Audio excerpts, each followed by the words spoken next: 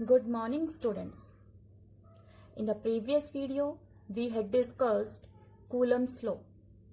Today, we will do Coulomb's law in vector form.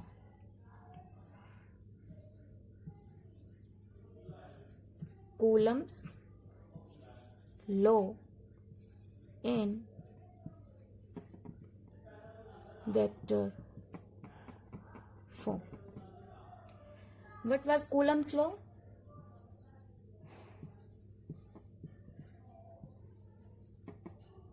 Coulomb's law क्या था? F is equal to K Q1 Q2 by R square. जब दो charges मान लीजिए Q1 है और एक क्या है Q2, इन दोनों के बीच का डिस्टेंस कितना है? R. Then F is equal to K Q1 Q2 by R square. ये हमने पिछली वीडियो में स्टडी किया था. ठीक है. अब ये जो कूलम्स लॉ की फॉर्म है, ये हमें सिर्फ मैग्नीट्यूड के बारे में बताती है कि फोर्स कितना लग रहा है दो चार्जेस के बीच में. But if we want to find out the direction also, that what is the direction between the two charges, तो उसके लिए हम कूलम्स लॉ को, फोर्स को वेक्टर फॉर्म में रिप्रेजेंट करते हैं. वेक्टर फॉर्म में रिप्रेजेंट किस तरह से करेंगे हम इसको? मान लीजिए दो चार्जेस हैं हमारे पास, Q1 Q2. ठीक है. इन दोनों के बीच में क्या लगेगा? फोर्स लगेगा. मान लीजिए हम दोनों चार्जेस को पॉजिटिव ले लेते हैं, तो ये दोनों चार्जेस एक दूसरे को क्या करेंगे? रिपेल करेंगे. क्या करेंगे? ये दोनों एक दूसरे को रिपेल करेंगे. ठीक है. इस तरफ जो फोर्स लगेगा ये होगा F21, और यहां पे जो फोर्स लगेगा ये भी इसी डायरेक्शन में लगेगा. और ये कौन सा फोर्स होगा हमारे पास? F12.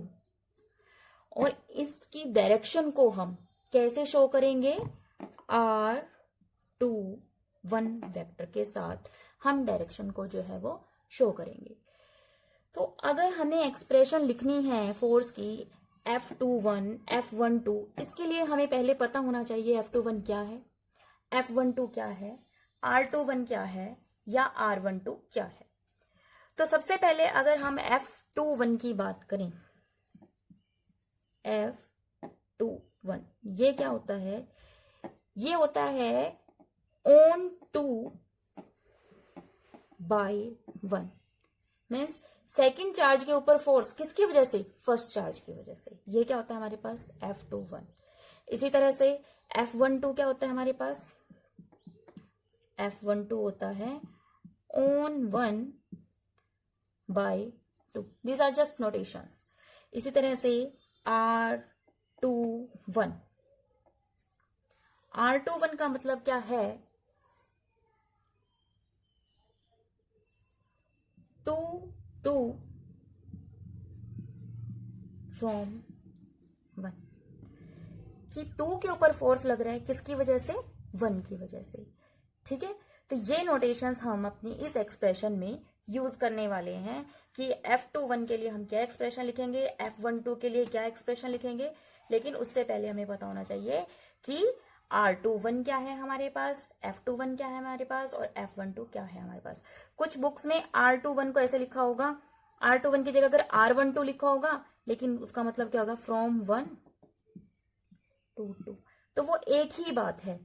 इसके लिए हमें कंफ्यूज होने की जरूरत नहीं है. लेकिन अगर हम अपनी इस नोटेशन के साथ चलेंगे तो हमें क्लियर रहेगा, हमें कोई भी डाउट क्लियर नहीं रहेगा. तो हम R21 यूज करेंगे. तो हम पहले एक्सप्रेशन लिखते हैं F21 के लिए. ठीक है. चलिए, F21 कैसे लिखेंगे हम इसको? K Q1 Q2 by R square. साथ में ये तो क्या हो गया? मैग्नीट्यूड. अब हमें क्या शो करनी है साथ में? इसकी डायरेक्शन. डायरेक्शन शो करने के लिए यहां पे क्या आ जाएगा? R21 cap. This will show the direction. ठीक है. अब R21 से अगर डायरेक्शन, इस R21 कैप से अगर हमें डायरेक्शन का पता लगता है, तो हम पढ़ते हैं +1 में R21 वेक्टर मान लीजिए हमने लिखना है, तो इसको हम कैसे लिखेंगे? R21 वेक्टर का magnitude multiply by R21 cap. ऐसे लिखते हैं ना, हम लिखते हैं ना R vector is equal to mod of R vector multiply by R cap, it is its magnitude and it will give its direction. तो यहां से हमारे पास R21 कैप, R21 कैप की वैल्यू क्या हो जाएगी, क्या हो जाएगी, R21 vector divided by mod of R21 vector.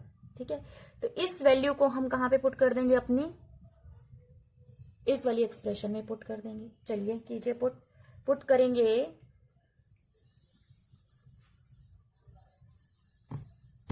तो हमारे पास क्या आएगा F21 का result, F21 will be equal to K Q1 Q2 by R square. अब R21 कैप की वैल्यू लिखनी है, क्या आ जाएगी, R21 divided by mod of, ये इसका मैग्नीट्यूड है और इसको हम कैसे लिख सकते हैं, K Q1 Q2 by R cube multiply by R21 vector. Is it clear? इसी तरह से अगर हमें F12 लिखना है तो वो क्या आ जाएगा, K Q1 Q2 by R cube dot R12 vector. ठीक है, so this is the final expression for Coulomb's law in vector form. This is how we will represent F12 and F21। ठीक है स्टूडेंट्स, ये था हमारा Coulomb's law in vector form. अब अगर हमें जो वेक्टर फॉर्म है पोजीशन वेक्टर्स की फॉर्म में दी हो, हमें जो चार्जेस हैं वो ओरिजिन से कुछ पर्टिकुलर डिस्टेंस पे दो, मीन्स मान लीजिए this is axis, here it is a charge Q1, इसका जो डिस्टेंस है ओरिजिन से हमने मान लिया दैट इज R1 वेक्टर। इसी तरह से दूसरा हम चार्ज लेते हैं Q2, ओरिजिन से इसका पोजीशन वेक्टर हम मान लेते हैं कितना है, R2 वेक्टर। तो इसकी डायरेक्शन है ये और इसकी डायरेक्शन है ये। तो इन दोनों चार्जेस के बीच का जो ये डिस्टेंस होगा, triangular law of method vector addition, हम ये ट्रायंगुलर लॉ या यूज करेंगे यहाँ पे, this will be equal to delta R। ठीक है, यहां से डेल्टा R की वैल्यू क्या आएगी बताइए, ट्रायंगुलर लॉ लगाएंगे तो R1 vector plus delta R vector is equal to R2। Is it clear? तो यहां से डेल्टा R की वैल्यू हमारी क्या आ जाएगी, R2 माइनस R1, और ये हमारे पास क्या है, R21 वेक्टर। क्यों? क्योंकि फ्रॉम 1 टू 2 के ऊपर फोर्स लग रहा है, किसकी वजह से, 1 की वजह से। तो ये क्या है हमारे पास, R21। तो इस फॉर्म में अगर हमें, so how will we write the expression for force, F21 vector is equal to K Q1 Q2 by R21 dot R21 vector divided by mode of R21 vector. This will be equal to K Q1 Q2 dot R2 vector minus में R1 vector divided by R2 vector minus में R1 vector का cube. ये क्यों आया यहाँ पे, क्योंकि R21 का स्क्वायर था, यहाँ पे R21 का क्या है, सिंगल है, तो इन दोनों की पावर्स क्या हो जाएंगे, R2 माइनस R1 का क्यूब। इसी तरह से अगर हमें F12 के लिए एक्सप्रेशन लिखनी है तो वो कैसे लिखेंगे, F12 will be equal to K Q1 Q2 divided by R1 minus R2 का whole cube, R1 vector minus में R2 वेक्टर। यहाँ पे R1 माइनस R2 वेक्टर क्यों आया, क्योंकि यहाँ पे डेल्टा R की वैल्यू की जो डायरेक्शन है वो क्या हो जाएगी, चेंज हो जाएगी। कैसे हो जाएगी, यहाँ पे ये जो डेल्टा R की डायरेक्शन है this will be like this. तो यहां से हमारी डेल्टा R की वैल्यू क्या आ जाएगी, R1 वेक्टर माइनस में R2 vector. So here it is written as R1 minus R2. So student, this is all about the Coulomb's law in vector form. Thank you.